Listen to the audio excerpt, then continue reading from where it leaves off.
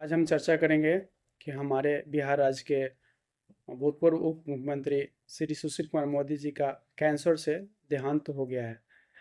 तो कहना आज चर्चा करेंगे कैंसर से क्या लक्षण होता है, कैसे हम उससे बच सकते हैं और उसका क्या इलाज होता है।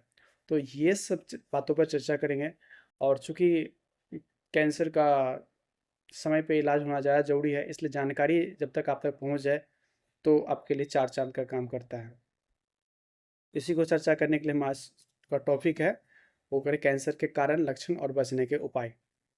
इसी टॉपिक पर चर्चा करेंगे। तो सबसे पहले कैंसर के लक्षण क्या क्या है, तो आप देख लें कैंसर का लक्षण है कहीं भी कोई गोला सा निकल गया। मान लीजिए शरीर पे कोई किस्सा में गोला है जो कि एक्सप्लेन नहीं हो रहा है, मैंने चीज चोट लग गया और उससे गोला, तो वो बीमारी नहीं है। या हड्डी टूट गया और इसलिए वो वहाँ उभर के आ गया, तो वो बीमारी नहीं। अगर ऐसा गोला जिसका कोई कारण नहीं मिल पा रहा है, आपको पता नहीं चल रहा क्यों निकला यहाँ पे, तो ये कैंसर का लक्षण हो। दूसरा है कि वेट चेंजेस, यानी अचानक आपका वजन कम हो रहा हो, वजन घट गया हो शरीर का, तो वो भी एक कैंसर का लक्षण हो सकता है।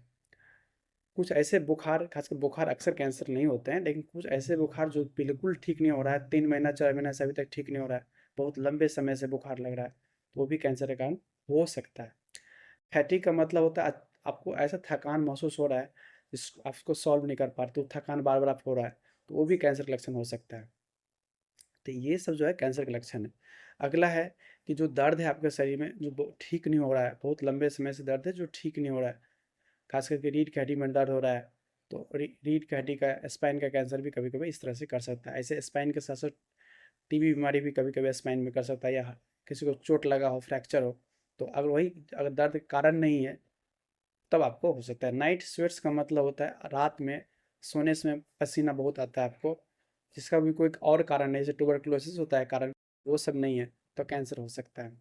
डाइजेस्टिव चेंजेस का मतलब हुआ खाने के जो नली में बदलाव, जैसे पैखाना करते हैं लेकिन पैखाना आप सही से निकल ही नहीं रहा है, ऐसा कब्जियत जो ठीक ही नहीं हो रहा है, कोई भी दवा ले रहे हैं ठीक नहीं हो रहा है, दर्द भी नहीं है, तो खासकर जब वो कारण नहीं है फिर भी आपका पैखाना में बदलाव आ रहा है, दर्द नहीं है फिर भी पैखाना अब निकलना बंद हो रहा है, तो हो सकता है खाने के नली का कोई कैंसर हो। तो इस तरह से देख सकते हैं कि शरीर का जो भी काम है उसमें कोई ऐसा बदलाव आ रहा है जिसका कोई और कारण नहीं है, तो वो कैंसर हो सकता है। इस तरह से सोच सकते हैं।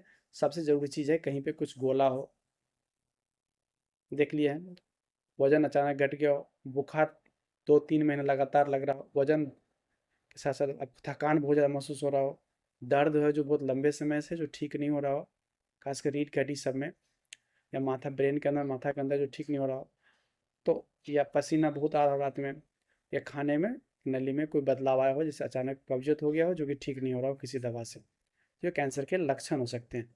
अब चलते हैं कैंसर के इलाज करने के तरीके क्या क्या है, कैसे हम कैंसर का इलाज किया जाता है। तो कैंसर के इलाज में सबसे ज़्यादा सर्जरी, ऑपरेशन, बहुत लोग सुने होंगे। जो कैंसर का सेल है उसको आप काट के चारों ओर से, उसके जहाँ कैंसर उसके चारों ओर अच्छा से काट के उसको बिल्कुल निकाल दीजिए, तो कैंसर हमेशा के लिए सही से ठीक भी हो सकता है, बशर्ते कि सही से निकल गया हो तब।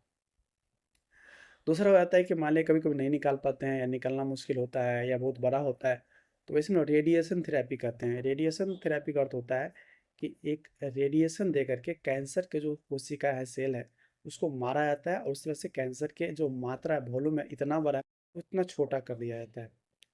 तो इस तरह से भी रेडिएशन थेरेपी, इसको रेडियो थेरेपी बोलते हैं, किया जाता है, जिसमें ये कैंसर के सेल को मार करके छोटा बनाया जाता है।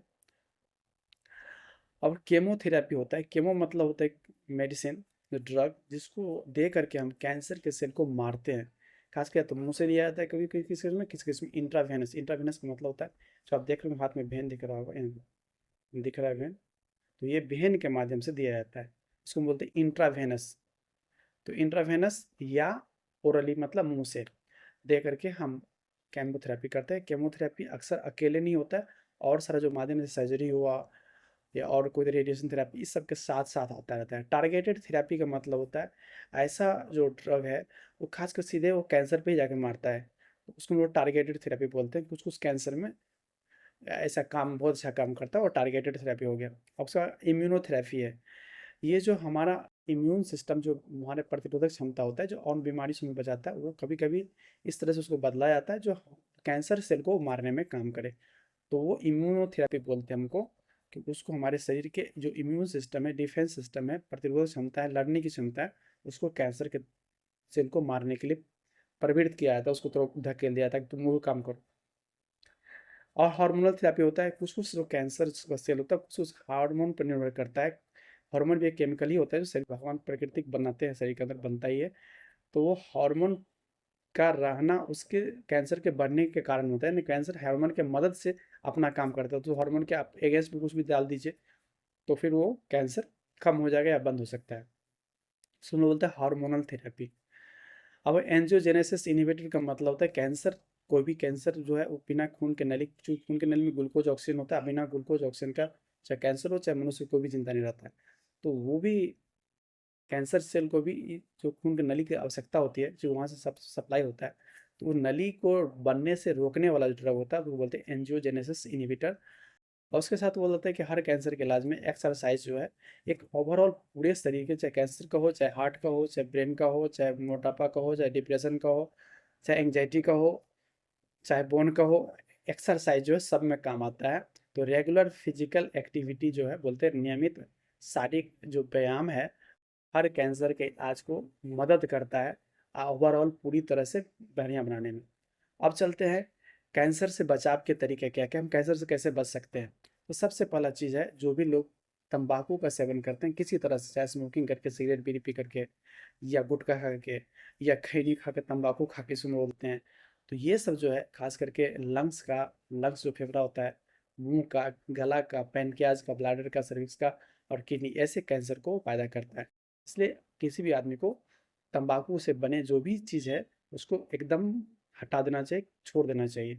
अगर आप छोड़ने में कामयाब नहीं हो पा रहे हैं तो किसी की मदद लेकर भी छोड़ सकते हैं, क्योंकि आपकी इच्छा हो, छोड़ना चाहते हैं लेकिन आप छोड़ नहीं पा रहे, तो आप डॉक्टर की मदद लीजिए या उस फील्ड के जो डॉक्टर उससे मदद लीजिए और अपने आप को उस तंबाकू से बचाइए।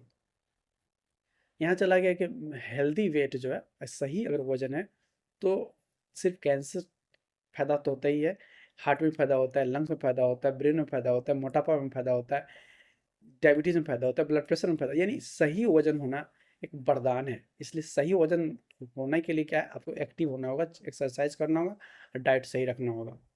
तो ये जो कहा जाता है कि कैंसर के बचाव में सही का वजन का होना बहुत बड़ी बात है। और सही वजन होने के लिए आपको कह रहा है कि रेगुलर फिजिकल एक्टिविटी भी बहुत हद तक जो है मदद करता है। ऐसे रेगुलर फिजिकल एक्टिविटी से हमें कौन कौन सा कैंसर घट जाता है, उसमें स्तन कैंसर होता है और कॉलन जो होता है, खाने के नली को हम लोग कॉलन बोलते हैं, जो पेट के अंदर होता है खाने की नली, जो बड़ी नली होती है उसको हम लोग कॉलन बोलते हैं। तो वैसे कैंसर को भी रोकने में मदद करता है। और इसके लिए हम लोग कहा जाता है कि 150 मिनट प्रति सप्ताह जो है मॉडरेट एरोबिक एक्टिविटी, जैसे आप टहलते हैं, अच्छा टहलते हैं, जो तेज से टहल रहे हैं, झटक के टहलना बोलते हैं हम लोग, वो कर रही है, या 75 मिनट भीगरस एरोबिक एक्टिविटी प्रति सप्ताह, यानी भीगरस का मतलब दौड़ना। अगर आप 75 मिनट सब पूरे सप्ताह में दौड़ लेते हैं, अगर मान लीजिए हर दिन 15 मिनट दौड़ते हैं तो 5 दिन दौड़िएगा तब भी हो जाएगा आपका काम। उसी तरह से 75 मिनट लगभग जो है आपको पूरे सप्ताह में दौड़ लेना है, या झटक के चलना है तो 150 मिनट झटक के चलना है। ऐसा कर लेते हैं तो आप बहुत सारी बीमारियों से बच जाते हैं, उसमें कैंसर भी एक है। अब कहते हैं कि हेल्दी डाइट, जो अच्छा भोजन, जान ही रहे शरीर भोजन पे ही चलता है, तो भोजन तो हर बीमारी में काम आएगा ही। तो उसमें सबसे इम्पोर्टेंट चीज़ है कि हेल्दी डाइट में फ्रूट्स एंड वेजिटेबल्स, फल और सब्जियाँ, फल और सब्जियाँ जो है एकदम जान है। पौधे से आने वाले जो हमारा फल है, सब्जी है, अन्न है, ये सब जो बहुत बेहतर होता है। अन्न में देख लीजिए होल ग्रेन्स का क्या महत्व है। होल का मतलब होता है पूरा, ग्रेन्स का मतलब होता है अन्न या दाना। तो अन्न का जो पूरे पूरे दाना, जैसे हम लोग गेहूँ जब आटा पिसाते हैं तो चोकर निकल जाता है, चावल बनाते हैं तो उसमें खुद्दी निकल जाता है, तो ये खुद्दी को हम लोग फेंक देते हैं। खुद्दी ही जान बचाने वाली चीज़ है, यानी खुद्दी में ही जान है, चोकर में ही जान है, और उसी को हम लोग फेंक देते हैं क्योंकि हमें देखने दृष्टिकोण से ये हमें कोई बताया नहीं, या बताया तो हम देखने में अच्छा अच्छा चाहते हैं, जो लुक फील गुड।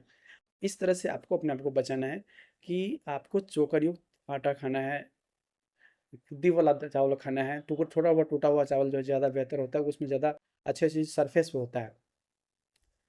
तो ये कहने का मतलब हुआ कि जो अन्न होता है उसके सरफेस पे बहुत अच्छा चीज़, जो हम लोग कभी कभी, जो हम लोग मिल में कूटते हैं उसको बनाते हैं, दाना निकालते हैं, उसके कारण वो निकल जाता है और उसमें फेंक देते हैं, जो कि अच्छी बात नहीं है।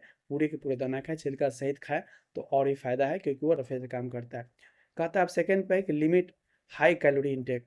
हाई कैलोरी फूड्स का मतलब होता है इसमें बहुत ऊर्जा की मात्रा हो, जैसे तला हुआ चीज़, भुना हुआ चीज़, कचौड़ी, पकौड़ी, जलेबी, चाउमीन, फ्राइड राइस, दाल तड़का, तो ये सब भोज का जो सब्जी होता है उस तेल में छना जाता है। तो ये रिफाइंड शुगर जिसमें लोग चीनी बोलते हैं मार्केट से लेते हैं, वो चीनी खाना बहुत ख़राब है। और फैट फ्रॉम एनिमल सोर्स, जो मवेशी से प्राप्त होने वाले जो फैट है वो सभी खतरनाक होते हैं। और जो लोग भी शराब पीते हैं उसको बोलता है कि आप ज़्यादा मात्रा में पीते हैं तो नुकसान करने जा रहा है। शराब ज़्यादा पीने से भी आप देख सकते हैं स्तन कैंसर, खाने के नली का कैंसर, फेफड़ा, सांस लेने वाली नली, जो सांस वाला जो पोर्शन होता है लंग्स बोलते हैं, किडनी जो खून को छान कर पेशाब बनाता है वो किडनी, लीवर जो खाना पचाने में काम आता है, बहुत सारे खाने के सिस्टम को मैनेज करता है, लीवर है। तो ऐसे कैंसरों को जो है ज़्यादा शराब पीने वाले को संभावना बढ़ जाता है। और लिमिट प्रोसेस्ड मीट्स हमारे यहाँ तो ज़्यादा कॉमन है, विदेश में ऐसा है कि लोग मांस जो है बहुत लंबे समय तैयार करके, कहीं इंडिया से मांस जाता है, सुने हुए गाय का मांस इंडिया से बहुत सारा निर्यात हो रहा है, दूसरे देश में जा रहा है। तो वो सब मांस जो लंबे समय से रहता है वैसे मांस लोग खाते हैं, तो उसके लिए बहुत खतरा है। ऐसे प्रोसेस्ड कोई भी खाना है जैसे बहुत लंबे समय का खाना जो दुकान से मिलता है वो हेल्थ के लिए अच्छा नहीं है। तो ओवरऑल कहानी क्या हुआ कि कैंसर से बचना है तो आपको सही खाना, अपना वजन सही रखना है। कैंसर के लक्षण क्या होते हैं, तो कहीं भी कुछ भी ऐसा गड़बड़ लगे जिसका कोई कारण नहीं मिला तो कैंसर हो सकता है। चिकित्सक दिखा ले, डरने की बात नहीं, चिकित्सक दिखा ले। इलाज में क्या होता है, छोटा शुरुआत में पकड़ लेते हैं तो ऑपरेशन बहुत अच्छी चीज़ है। अक्सर लोग पकड़ नहीं पाते क्योंकि हम लोग उसको इग्नोर करते हैं, कुछ लक्षण होते हैं इग्नोर कर छोड़ देते हैं उसको। तो ये सब जो है मुख्य बातें हैं। उम्मीद है कि आप इस बात को समझिए और तक पहुँचाइए। धन्यवाद।